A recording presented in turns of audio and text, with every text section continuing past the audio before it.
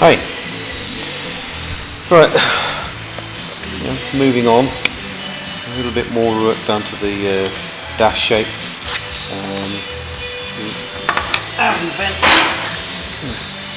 Luckily picked up the other day in town, which was amazing in Calgary to get anything useful from a scrapyard. But either way around.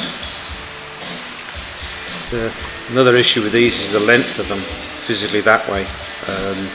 It's kind of about 85mm from the flange back to here,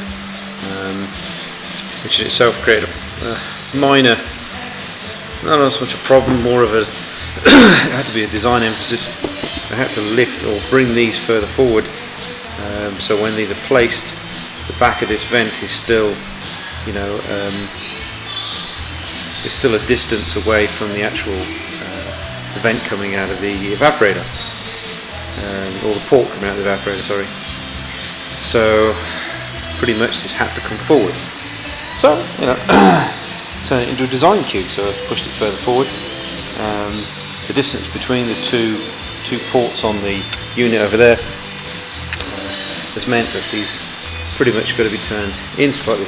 If you run them perfectly parallel to each other, then the distance between the two ports is it's kind of like a bit of a Z coming out of the heating unit, so we'll have to incline or angle them towards the centre by about 10 degrees, and I've also not horizontal, they're actually angled down as well, so technically they're pointing virtually direct towards the port. So with the two units in here, the port should be just directly behind it, and you should only need probably a couple of inches of that pipe, if anything else, between these two bits, which is good. So it's designed. This is something that I couldn't really get around. So if I'm going to use these, which I must admit I do like, I can understand now why people like them. Pretty much by to show you with one hand, pretty much the outside edge rotates, which I didn't know. I know now. And when it rotates, it closes off the rear port. So now I can understand why people were pretty much wanting to use them. Obviously you've still got your directionals left and directionals right, so it's got a nice little gear system on the side close to the flap. So I think CJ's Can-Am was the first car I actually saw them on, so whoever was the first guy I thought of about it, excellent, damn good idea. Unfortunately it's brought the eBay prices of them through the roof, but hey ho. So we'll have one of those vents either side, and we'll have obviously one down here somewhere, but that'll be on the lower half of the dash, therefore the next stage of moulding. I've got to make this top piece out of fiberglass first, and then I'll introduce the next section of clay in and clay that up. That's not going to be quite so easy. This, like I said, is removable. So, sorry, jig's in the way. But when you haven't got a digital platform and a plate to work off, then I've got a flat floor, a T-piece or a cross piece in the centre of the car, which I can actually, is pretty good. It's about 2mm out from being perfect in the centre of the car.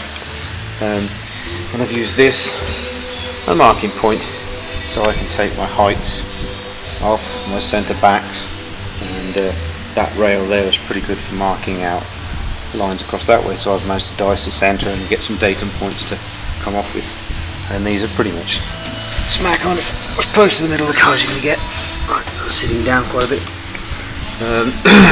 Like I say, these are the temporary weldable tabs that are on the chassis left and right over here. To unbolt the steel frame and take it over there and mould it over the side of the car. Now, quick question. These two here obviously got to be this height so that the tubes and everything else misses underneath here, and those centre line of that point pretty much goes straight to the AC unit. So there's plenty of room here to miss your fingers. I've still got another 3/4 inch now. I still space the steering wheel out a bit further than this. Yes, it's a wood spacer, it's not exactly attached, but I've got to get a representative position. Also found out this is only a 330mm steering wheel. So what happens when you buy an eBay steering wheel and you ask whether it's 350 and it comes that it's not? Oh well. So it may just be used for mock-up, and I really want a 350 just to give you the maximum viewing angle here. Having the centre of the steering wheel a half-inch offset from the actual true centre of the steering wheel. True centre of the steering wheel is about here somewhere. Having an offset there gives you a larger viewing area there. According to my stepson, that's quite common for normal cars as well these days. Literally to give you the best viewing of the dashboard through the steering wheel. So, thing is, I've got a nice kind of pointy feature at the front of the car now. I'm looking at mocking that same feature here.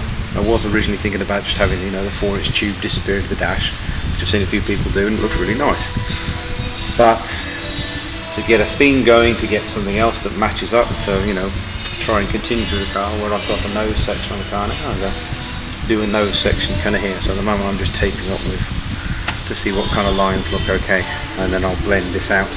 I was thinking to do, you know, the cleavage style, but I think I'm going to go against that as well. I'm just going to just do it up in one piece. I might just put a tiny dent in the centre just to give it a bit of feature, but I don't want whatever we cut the dash with to try and lift off from centre points. So that's what we're going from here. The BMW stroke, well, Mini, or sorry, Mini stroke BMW unit. I can optionally either fit it here between the dash. This centre post here can actually be gone, and I can put one either side, and I might even just use a flat plate. A flat plate will then allow me to bolt these two up actually. So you can either go there, which is quite convenient for steering wheel, or I could even put it underneath here, depending on how the centre console is going. It looks like at the moment centre console may come down here. How wide it is here is still, you know, I have got more room between the rails here and across, but not too much. I don't want to discenter into my knee. Obviously this distance here is also slightly bigger, but I'm going to have to tailor it down. Oh, wife's calling. Right, dinner time. Okie doke, that's the progress so far. You know, I'm just mocking the shape at the moment, so this is flat, this is obviously going to be radius, this top edge all the way around, and this bottom I haven't quite decided yet whether to keep this thick, and just radius and then taper it down back to here, or whether to actually feature the dash as well in the same way, and feature the dash round, down, and then back out again, coming back into the centre console. So I might, you know, bring the console out. It won't be all the way to here.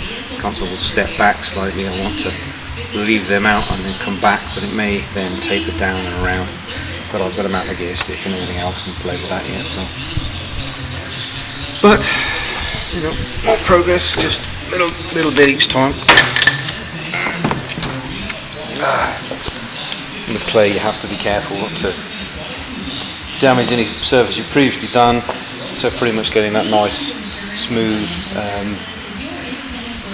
perfect curve around there, perfectly spline curve. So you know, you put your ruler across at any point.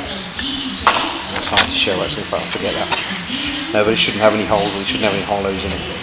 And once you've got that shape, then basically you just use it's like a very cheap tape, but it's got a special glue that doesn't affect the clay too much when you take it off.